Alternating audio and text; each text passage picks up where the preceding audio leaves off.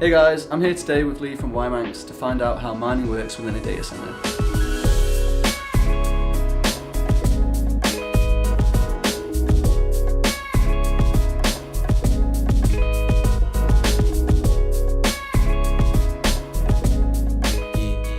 I think you mentioned earlier that it started in November. Why did it start?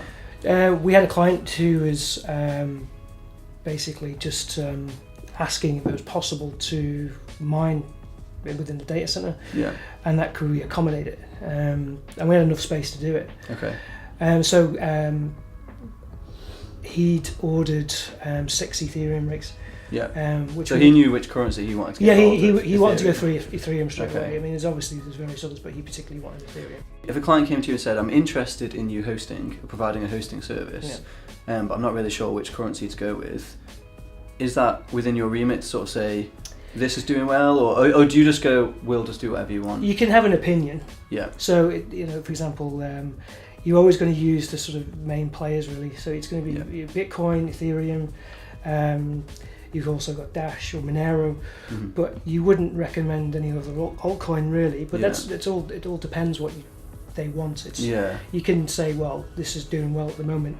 Exactly, you can sort of point them to the data, but you don't necessarily want to count. Exactly. I mean, it's as you know now, crypto is so up and down at the moment. Yeah, it's hugely volatile. All-time high before Christmas, and now it's really quite low. So you can't turn around and say, well, Yeah, exactly. It's difficult. Ethereum is, it's the top of the tree at the moment. Because obviously most novices like myself out there just pretty much know Bitcoin. They don't necessarily think about crypto in terms of because there's over 1,000 currencies on there. In fact, I think it's I googled it this morning. It's like 1,400 or something. I was like, that's insane. How many there are? There's so many altcoins out there. Yeah. And most of them are successful, but you just stick with the main ones. Yeah. You stick with the ones that have the best development, the best network support, and tried and tested.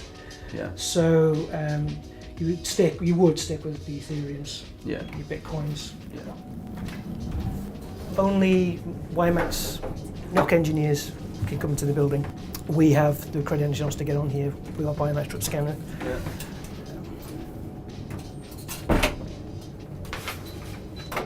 There we go. Okay, so this is the first hall we come into. We have argonite gas, which we use for fire suppression, which is based out of the hall. We don't particularly want it in the hall, in the data hall here. So should we go into the power room? Okay. All right.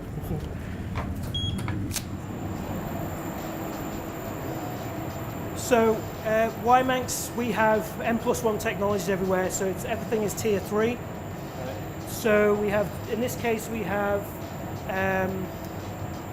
4 UPSs that are running in parallel. So if one set falls down, we've still got the reliability of the second UPS. We have backup batteries here. That's if anything fails, batteries take over before the generators kick in, so we never lose any power. Each data room or power rooms have crack units for cooling.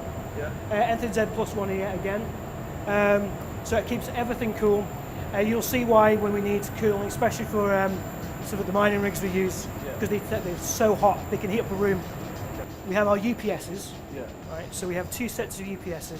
If one fails, the other one kicks in. Right, okay. So if all fail, the batteries take the load for a split second before the generators kick in, which is diesel powered. And we have 2 sets of generators as well. So if one generator fails, the other one generator takes over. Okay. So everything is N+1. Right, okay. So it's complete resilience. Right. Okay, so we go into the main data room.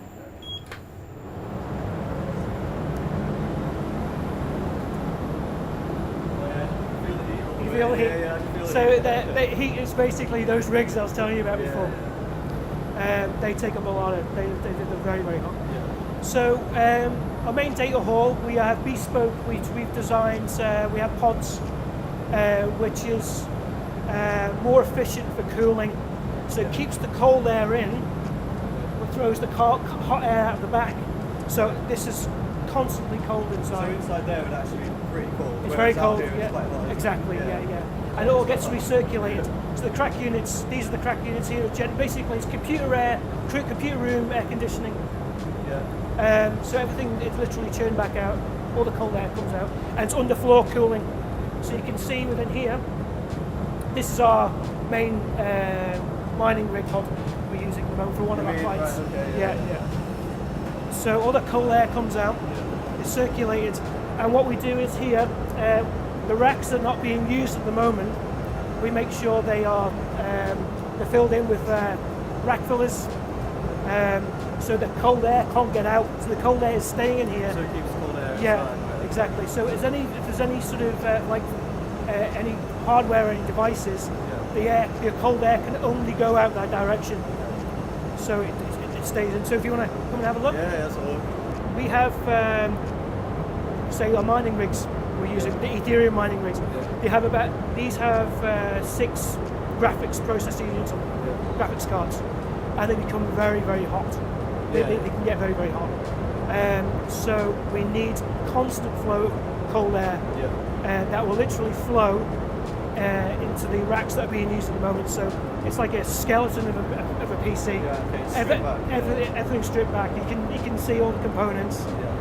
But it's just easier to get cold air through. Okay, so it's just like actually like stripped back for the purpose of cold air. It's like, Exactly. Okay, that makes sense. Yeah. So the way we've designed it here is the fans of, say, the graphics cards are in a line, and the cold air is just being pumped in one direction. So the hot air always goes out the back.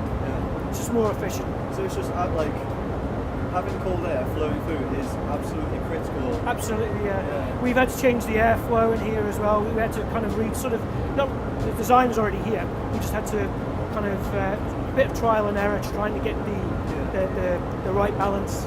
I mean, you really couldn't have this in a home. No. It'd be far too much power. And would the house handle it?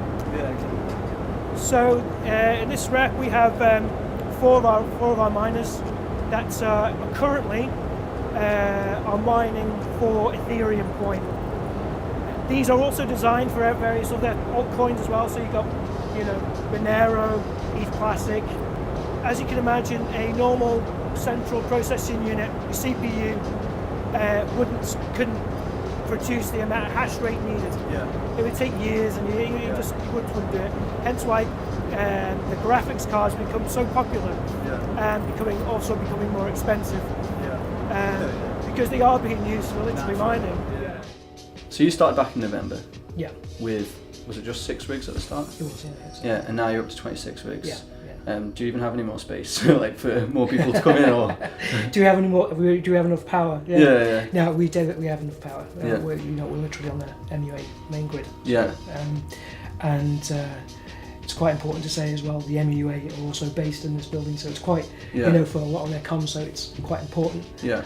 A very important building. Yeah.